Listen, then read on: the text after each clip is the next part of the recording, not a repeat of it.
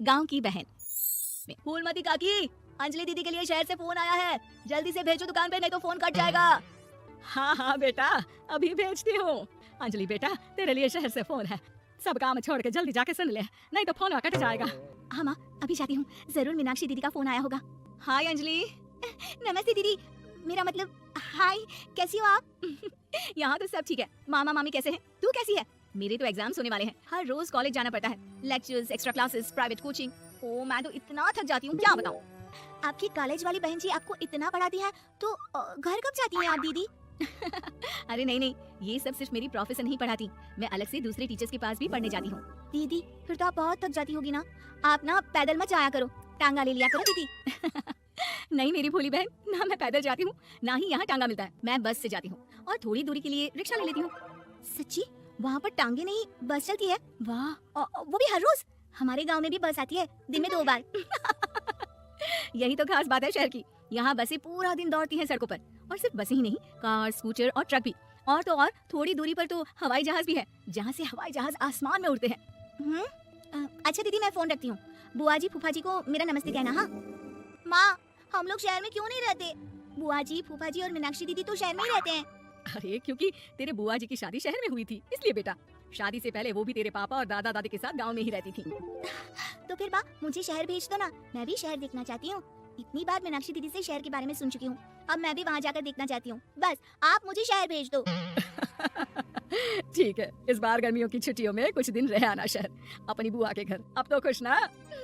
हाँ माँ, बहुत खुश। आप देखना मैं शहर जाके कितने मजे करती हूँ। अंजलि अगले दिन स्कूल जाती है और वहाँ अपने सारे दोस्तों को अपने शहर जाने की बात बताकर चिढ़ाती है। अरे श्रद्धा, शीतल, सरोज, तुम लोग इन गर्मियों की छुट्टियों में कहाँ जा रही हो? एकादशी वाले गांव के मेले में। हम तो दूसरे गांव में नानी के घर जाएंगे, उनका घर नहर के किनारे है, बड़ा मजा आएगा। हम इस बार कहीं नहीं जा रहे, बल्कि हमारे घर में रहने के लिए मेहमान आएंगे। और तू? अरे मेरा क्या है, मैं तो बस पास वाले शहर जा रही हूँ, अपनी बुआ जी के घर, वहीं रहूंगी कुछ दिन।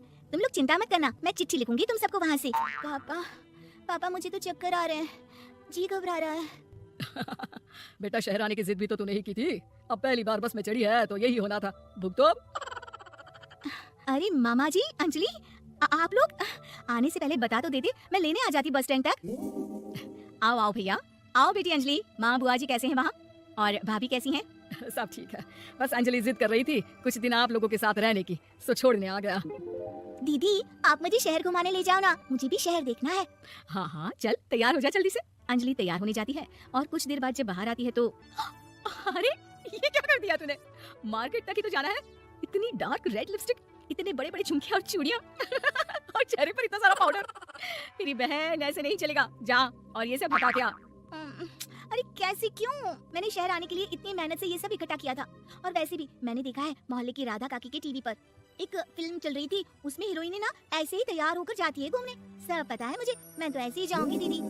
अंजलि शहर की चकाचौंध को देखकर बहुत हैरान और खुश होती है। ऊंची ऊंची इमारतें, सड़क पर दौड़ती गाड़ियाँ, बड़ी बड़ी दुकानें, उसकी एक्साइटमेंट का ठिकाना नहीं था। दीदी ये छोटा सा कमरा सड़क के किनारे क्यों रखा है, इसमें कौन रहता होगा?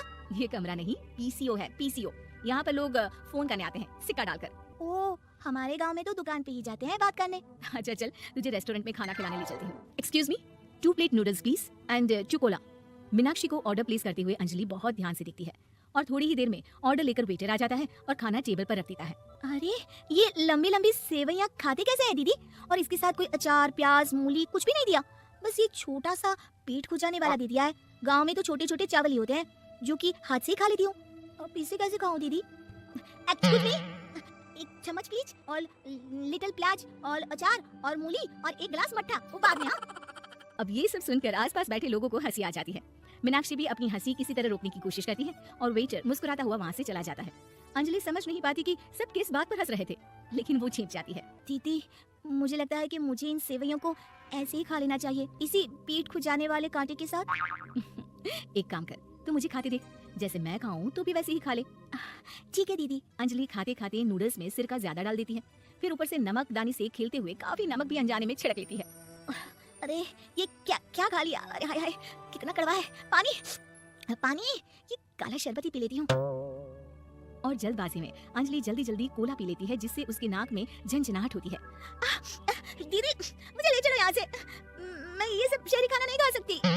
अब शर्म के मारे मीनाक्षी अपनी बहन को वापस घर ले जाती है और कहती है कि देख अंजलि, माना कि शहर और गांव एक दूसरे से बहुत अलग है, लेकिन इसका मतलब ये नहीं कि हमेशा शहर ही बेहतर हो और उस वजह से हमें वो सब करना पड़े जो हम नहीं कर सकते। शहर में सहूलतें तो हैं ही, पर चुनौतियां भी हैं। हम जहाँ भी रहें, हमें कभी अपने आप को कम या ज्यादा नहीं समझना चाहिए और किसी भी नई जगह में ढलने में समय लगता है। उसके लिए तुम्हें दूसरों की नकल करने की कोई जरूरत नहीं है। बेटा घूम लिया शहर या अभी और घूमना है? नहीं पापा, मैं अपनी गलती समझ गई हूँ। आप गाँव ही ले चलिए मुझे।